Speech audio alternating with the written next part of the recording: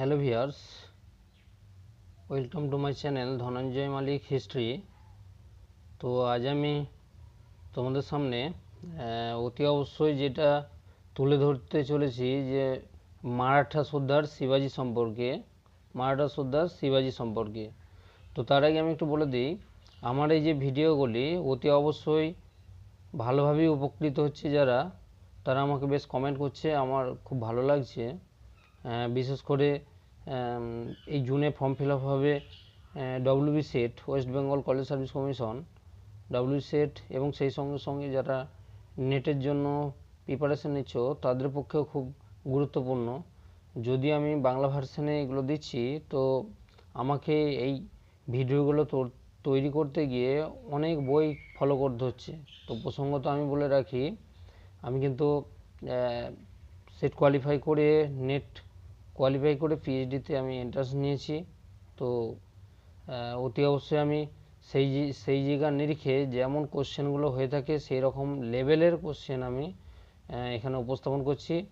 বিশেষ করে সুবিধা পাবে নেট এবং সেটের যে পরীক্ষার্থীরা রয়েছে, এবং সেই সঙ্গে সঙ্গে ডব্লিউবি এসএলএসটি ওয়েস্ট বেঙ্গল যে স্টেট লেভেল এলিজিবিলিটি টেস্ট, সেখানে আমাদের ইতিহাসের যে কোশ্চেনগুলো হয় সেই লেভেলেই আমি মোটামুটি ডিপলি, এবং এই ভিডিও কন্টেন্টগুলো তৈরি করতে আমাকে টাইম লাগছে এই কারণে যে আমাকে অনেক বই থেকে পড়তে হচ্ছে এবং সেখান থেকে তথ্য সংগ্রহ করে আমি নিখুঁতভাবে অতি অবশ্যই রিপ্রেজেন্ট করছি।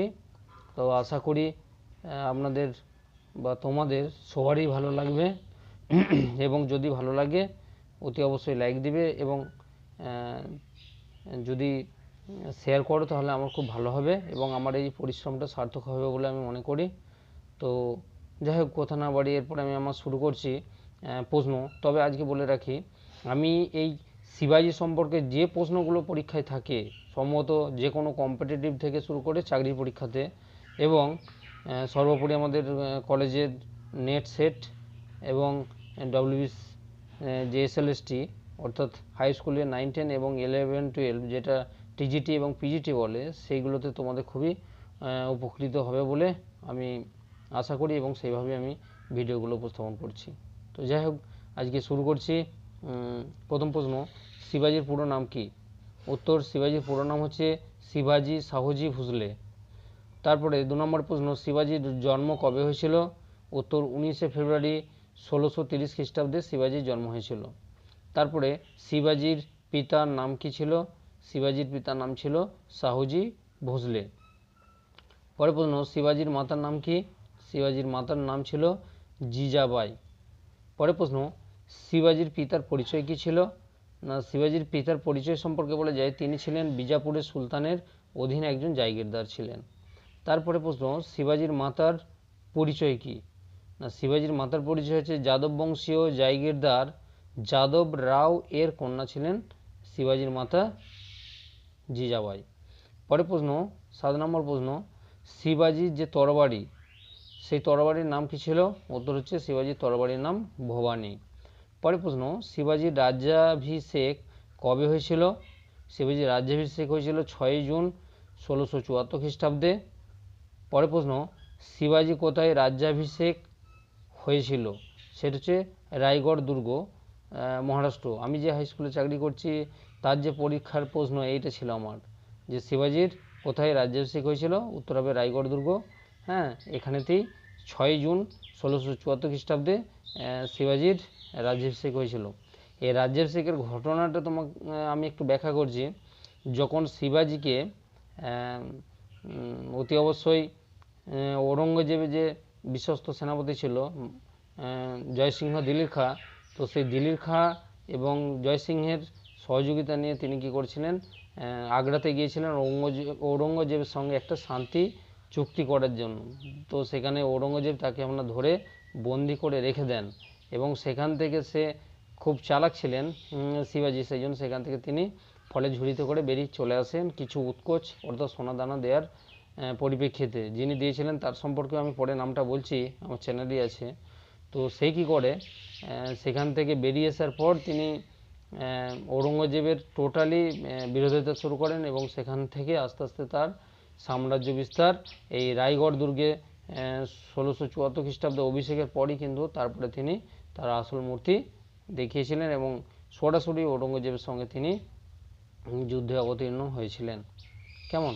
তারপরে শিবাজির যে ঝান্ডা অর্থাৎ পতাকা, শিবাজি যখন যুদ্ধে যেতেন বা যে রথে চেপে তিনি যুদ্ধে যেতেন, তাই সেই রথের উপরে একটা ঝান্ডা বা পতাকা লাগানো থাকতো। তো শিবাজির সেই ঝান্ডার নাম কি ছিল? উত্তর হচ্ছে ভাগোয়া ঝান্ডা। পরের প্রশ্ন, শিবাজির গোপন অস্ত্রের নাম কি? শিবাজি ছিল দুখানা গোপন অস্ত্র, একটার নাম হচ্ছে বাগনক, আমরা জানতাম শুধু বাগনক সম্পর্কে বা টাইগার ক্ল, আরেকটা ছিল বিছুয়া। শিবাজির দুটি গোপন অস্ত্র হচ্ছে বাগনক এবং বিছুয়া। তো 12 নম্বর প্রশ্ন, শিবাজির শিক্ষাগুরু কে ছিলেন? শিবাজির শিক্ষাগুরু ছিলেন দাদাজি কোন্ডদেব। পরে শিবাজি কাদের নিয়ে সেনাবাহিনী গঠন করেন? উত্তর, শিবাজি মাওয়ালিদের নিয়ে। এই মাওয়ালি কারা? না, মহারাষ্ট্রে যে সমস্ত জঙ্গলাকীর্ণ অঞ্চলে মানুষ বসবাস করত, সেই মহারাষ্ট্রের এই মাওয়ালি জাতিদের নিয়ে তিনি শিবাজি অতি অবশ্যই গড়ে তুলেছিলেন তার বিখ্যাত সেনাবাহিনী। পরে শিবাজি সর্বপ্রথম কোন দুর্গ দখল করেছিলেন? খুব গুরুত্বপূর্ণ প্রশ্ন, এটা ইউপিএসসিতে পড়েছিল একবার। তো তোরনা দুর্গ 1647 খ্রিস্টাব্দে তিনি প্রথম তোরনা দুর্গটি দখল করে নিয়েছিলেন। পরের প্রশ্ন, শিবাজির রাজধানী কোথায় ছিল? উত্তর, শিবাজির রাজধানী ছিল রায়গড়েতে। পরের প্রশ্ন, শিবাজির দুটি জলদুর্গের নাম করো। শিবাজির দুটো বিখ্যাত জলদুর্গের নাম হচ্ছে সুবর্ণগিরি এবং জয়নগর। পরের প্রশ্ন, শিবাজি বাগনক দিয়ে কাকে হত্যা করেছিলেন? ওই টাইগার ক্ল, একটু আগে বলেছিলাম না যে বিছুয়া এবং টাইগার ক্ল বা বাগনক, সেই বাগনক দিয়ে হত্যা করেছিলেন বিজাপুরের সেনাপতি আফজল খাঁ। আফজল খাঁ তার সঙ্গে একটা সন্ধি কে কেন্দ্র করে যখন অবতীর্ণ হয়েছিলেন, কিন্তু সেই চাতুর্যের সঙ্গে শিবাজিকে হত্যার জন্য একটা প্ল্যান করে ফেলেছিলেন, কিন্তু সে বুঝতে পারেনি যে শিবাজির কাছে একটা গোপন অস্ত্র থাকে। সেই জন্য শিবাজি অতর্কিত যখনই হামলা করে শিবাজির উপর, তখন তিনি এই টাইগার ক্ল দিয়ে তাকে হত্যা করেছিলেন, বিজাপুরের সেনাপতি আফজল খাঁকে। পরের প্রশ্ন, শিবাজির দেহরক্ষী কে ছিলেন? উত্তর, শিবাজির দেহরক্ষী ছিলেন জীব মহালা। জীব মহালা ছিলেন শিবাজির দেহরক্ষী। পরের প্রশ্ন, শিবাজির দুজন নৌ সেনাপতির নাম করো। উত্তর, ইব্রাহিম খান এবং দৌলত খান। পরের প্রশ্ন, শিবাজিকে পার্বত্য মুশরিক, খুব গুরুত্বপূর্ণ একটা প্রশ্ন, শিবাজিকে পার্বত্য মুশরিক কে বলেছেন? মুঘল সম্রাট ঔরঙ্গজেব। তো পার্বত্য মুশরিক ঘটনাটা একটু বলি। শিবাজি ছিলেন এমন এক ধরনের মানুষ যিনি ছিলেন, যখনই মুশিক কাকে বলে, অর্থাৎ মুশিক কথার অর্থ হচ্ছে আমাদের বিড়াল। তো বিড়াল সরাসরি যখনই তাকে ধরতে যায় কোনো প্রাণী, ও মানে তার থেকে উপরের স্তরের প্রাণী, সে সরাসরি যেখানে খুশি লুকিয়ে পড়ে। সেই জন্য ওই মহারাষ্ট্রের পাহাড়ি কোন্দরতে শিবাজি বেশিরভাগ সময়তেই মুঘল বাহিনী যখন আসতো, তিনি তার সেনাবাহিনীদেরকে ছুপকে অর্থাৎ লুকিয়ে রাখতেন। সেই জন্যই ঔরঙ্গজেব এক প্রকার বিরক্ত হয়ে একবার বলতে বাধ্য হয়েছিলেন দিল্লি থেকে যে শিবাজি হচ্ছে পার্বত্য মুশরিক। কেমন? তো তাহলে শিবাজিকে পার্বত্য মুশরিক বলেছেন মুঘল সম্রাট ঔরঙ্গজেব। পরের প্রশ্ন, ঔরঙ্গজেব শিবাজিকে দমনের জন্য কাকে পাঠিয়েছিলেন? তার মাতুল শায়েস্তা খাঁকে। পরের প্রশ্ন, শিবাজি কোন বন্দর দুবার লুণ্ঠন করেছিলেন? উত্তর, সুরাট বন্দর দুবার তিনি লুণ্ঠন করেছিলেন। পরে পুরন্দরের সন্ধি কবে হয়েছিল? পুরন্দরের সন্ধি হয়েছিল 22শে জুন 1665 খ্রিস্টাব্দে। পরের প্রশ্ন, পুরন্দরের সন্ধি কাদের মধ্যে হয়েছিল? উত্তর, শিবাজির সঙ্গে ঔরঙ্গজেবের সেনাপতি জয়সিংহের মধ্যে। পরের প্রশ্ন, শিবাজি কার কাছ থেকে গেরিলা যুদ্ধ পদ্ধতি শিখেছিলেন? খুব গুরুত্বপূর্ণ প্রশ্ন। দেখো, আমি যে প্রশ্নগুলো দিয়েছি বেশ ডিপলি কিছু কিছু তথ্য আমি তোমাদের সামনে হাজির করেছি। তো তার মধ্যে এরকম একটা হচ্ছে, গেরিলা যুদ্ধ পদ্ধতি শিবাজি শিখেছিলেন, কিন্তু কার কাছ থেকে? উত্তর, মালিক অম্বরের কাছ থেকে, অম্বরের রাজা মালিক অম্বরের কাছ থেকে। পরের প্রশ্ন, শিবাজির সময়ে সর্বোচ্চ আপিল আদালত কি ছিল? শিবাজির সময়ে সর্বোচ্চ আপিল আদালত ছিল হাজির মজলিস, হাজির মজলিস। পরে শিবাজি প্রবর্তিত দুই প্রকার কর কি কি ছিল? শিবাজি প্রবর্তিত দুই প্রকার কর ছিল চৌথ এবং স্বদেশমুখী। একটু ব্যাখ্যা করে দিই। চৌথ হচ্ছে যে 1/4 অংশ রাজস্ব আদায় করা হতো, অর্থাৎ তার যে নিজস্ব অঞ্চল সেখান থেকে চৌথ বা যে রাজস্ব উৎপন্ন হতো তার 1/4 অংশ তিনি আদায় করতেন, যা চৌথ নামে পরিচিত। আর স্বদেশমুখী হচ্ছে শিবাজির নিজের যে গণ্ডি বা স্বাধীন অঞ্চল তার বাইরে যে সমস্ত অঞ্চলগুলো ছিল সেখান থেকে রাজস্বের 1/10 অংশ অর্থাৎ 10 ভাগের 1 ভাগ অতি অবশ্যই আদায় করতো, এই স্বদেশমুখী নামে পরিচিত। তো ক্লাস 8-এ তোমরা পড়ে থাকবে, ছেলে ঘুমালো পাড়া জুড়লো বর্গি এলো দেশে, বুলবুলিতে ধান খেয়েছে খাজনা দেবো কেসে। তো শিবাজির পরে আমি প্রশ্নতে আসছি, শিবাজির যে সেনাবাহিনী ছিল তার মধ্যে ছিল বর্গি, যেটা হচ্ছে সরকারি সৈন্য। সেই বর্গিরা কি করেছিল, এখানে আক্রমণ করেছিল এবং এই আক্রমণের মধ্য দিয়ে তারা যেহেতু বর্গি বাংলা আক্রমণ করেছিল এবং বাংলা ওই মারাঠাদের নিজস্ব মারাঠাদের অধীন অঞ্চল ছিল না, সেই জন্য এখান থেকে লুণ্ঠন করে প্রচুর ধনসম্পদ নিয়ে যেত এবং এখান থেকে যে রাজস্বটা আদায় করতো তার নাম ছিল স্বদেশমুখী, অর্থাৎ রাজস্বের 1/10 অংশ। পরে শিবাজি বণিকদের থেকে কোন কোন কর নিতেন? শিবাজি বণিকদের থেকে মহাতরফা বলে এক প্রকার কর নিতেন। পরে শিবাজির সময়ে মুদ্রার একক কি ছিল? শিবাজির সময়ে মুদ্রার একক ছিল হন। হন ছিল শিবাজির সময়ে মুদ্রার একক। পরের প্রশ্ন, শিবাজির জীবনীকার কে ছিলেন? শিবাজির জীবনীকার ছিলেন কৃষ্ণাজি আনন্দ। পরের প্রশ্ন, শিবাজির ধর্মগুরু কারা ছিলেন? শিবাজির ধর্মগুরু ছিলেন রামদাস, তুকারাম, একনাথ প্রমুখ। তার মধ্যে শিবাজি অস্ত্রগুরু অতি অবশ্যই ছিলেন। শিবাজির অস্ত্রগুরু ছিলেন তার যে সভাসদ এবং তার বিখ্যাত দাদাজি কোন্ডদেব ছিলেন তার অস্ত্রগুরু। পরে শিবাজির অশ্বারোহী বাহিনী কী নামে পরিচিত ছিল? শিবাজির অশ্বারোহী বাহিনী ছিল বর্গি এবং শিলাদার নামে। এই একটু আগে বলছিলাম, বর্গি হচ্ছে শিবাজির যে সরকারি সৈন্য, সরকার থেকে অর্থাৎ শিবাজির যে কোষাগার সেখান থেকে এরা অর্থ, বেতন এবং ঘোড়ায় ও অস্ত্রশস্ত্র পেতেন, তারা ছিল বর্গি। আর শিলাদার কারা ছিলেন না, শিলাদার যারা যুদ্ধের সময় ভাড়া করা হতো তাদেরকে যুদ্ধে জয়লাভের পর তাদেরকে একটা নির্দিষ্ট পরিমাণে টাকা দেওয়া হতো এবং এই শিলাদারদের নিজের কাছে ঘোড়া, অস্ত্রশস্ত্র সব কিছু রাখতে হতো। প্রসঙ্গত আরেকটু বলে রাখি, শিবাজির রাজ্য ছিল দুই ভাগে বিভক্ত, একটা হচ্ছে স্বরাজ আর মুলকাগিরি।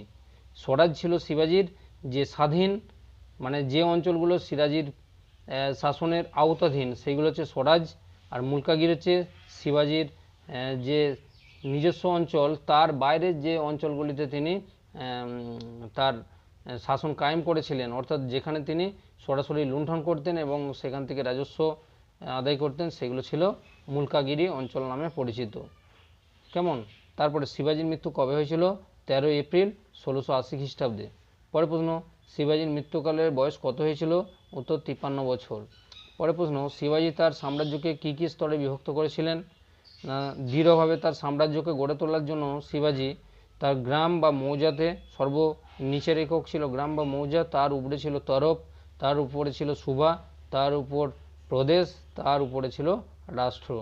পরের প্রশ্ন, শিবাজির অষ্টপ্রধান কারা ছিলেন?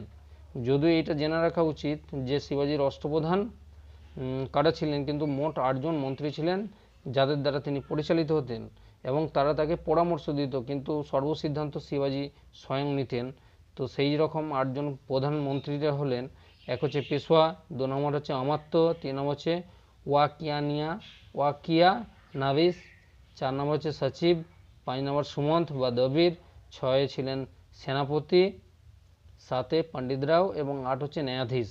তো এদের প্রত্যেকেরই এক এক রকমের কাজে ছিল, কেউ অর্থমন্ত্রী, কেউ রাজস্বমন্ত্রী, কেউ বিদেশমন্ত্রী, কেউ সন্ধির জন্য চুক্তিমন্ত্রী, কেউ শান্তির বার্তাবাহক হিসাবে, কেউ ধর্ম প্রচারের জন্য। এরকম করে তিনি 8 জন মন্ত্রীকে তিনি রিক্রুট করেছিলেন। পরের প্রশ্ন, শিবাজি কোন কোন উপাধি গ্রহণ করেছিলেন?